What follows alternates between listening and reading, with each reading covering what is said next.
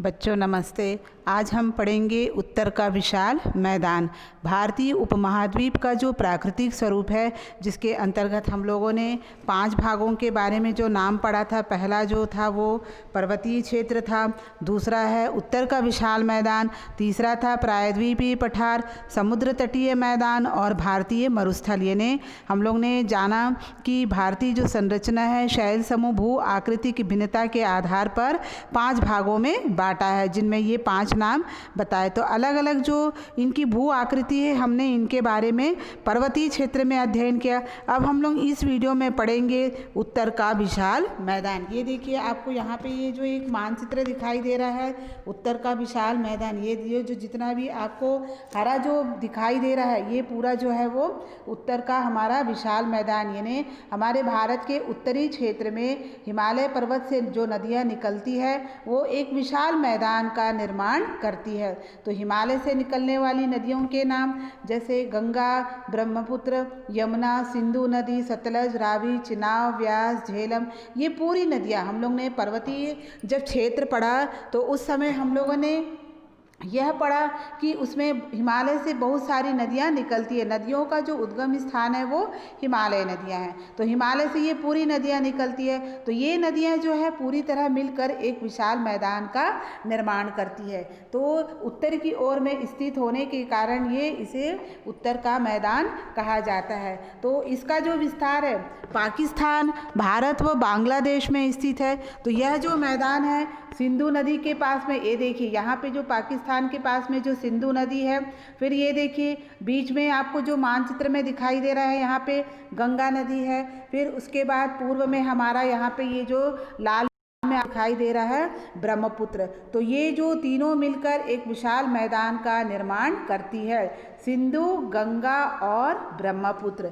तो इसे हम कहते हैं सिंधु गंगा ब्रह्मपुत्र का मैदान। तो ये जो मैदान है यहाँ पर इस मैदान में एक प्राचीन सभ्यता का केंद्र रहा है। यहाँ पे इस मैदान में पर्वतीय क्षेत्र की अपेक्षा लोगों की जितनी भी जीवन की जो सुविधाएं हैं हमको इस मैदान में देखने को मिलती है। इसीलिए भू आकृति की जो दृष्टि है, जिसमें सबसे ज़्यादा जो जनसंख्या जो है वो मैदान में निवास करती है, क्योंकि यहाँ पे ये जो मैदान है इसमें पूरी तरह जो सुविधाएं मिलती है वो इस मैदान में मिलती है। तो इसी तरह सबसे अधिक जो जनसंख्या है वो मैदान में निवास करती है। तो अब हम इस वीडियो में पढ़ेंगे मैदान की उत्पत्ति। तो हम लोग ने जैसे हिमालय पर्वत का जो निर्माण पढ़ा था, हम लोग ने टेथिस सागर की जो भूगर्भिक हलचल के कारण हुआ था, तो वैसे ही पर्वतों का जो उत्पत्ति हुई थी उसी प्रकार अब हम पढ़ेंगे मैदान का निर्माण। तो हिमालय से निकलकर जो नदियाँ आती है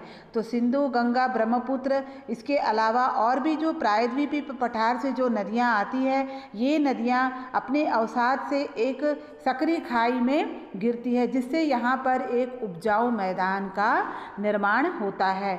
इस मैदान में हजारों फीट की गहराई तक जो अवसाद का जमाव मिलता है, यानी नदियाँ जो होती है वो अपने साथ बहाकर जो मिट्टी, कंकड़, पत्थर जो जितनी भी लेके आती है तो वो एक परत बच जाती है। फिर कुछ समय के बाद में फिर जब मौसम में परिवर्तन आता है, ऐसे कई वर्षों में परत दर परत बिछती रहती है, तो उससे जो है वो मैदान का निर्माण होता है। तो ये जो बड़ी बड़ी जो जितनी भी नदियाँ हैं, देखिए यहाँ पे सिंधु, झेलम, चिनाब, रावी, सतलज, व्यास, ये जो पूरी नदियाँ हैं, ये बड़ी नदियाँ अपनी सहायक नदियों के साथ में मिलकर एक विशाल मैदान का निर्माण करती है। देखिए यहाँ पे सिंधु नदी है, सिंधु नदी की जो सहायक नदियाँ हैं झेलम, चिनाब, रावी, सतलज, फिर उसके बाद ये गंगा नदी की जो सहायक नदियाँ हैं यमुना, सिंधु, चंबल, बेतवा, ये देखिए यहाँ पे आपको दिखाई दे रहा गंडक, कोसी, ये सब गंगा नदी की सहायक नदियाँ हैं। वैसे ही ब्रह्मपुत्र की भी सहायक नदियाँ हैं। तो ये सब जो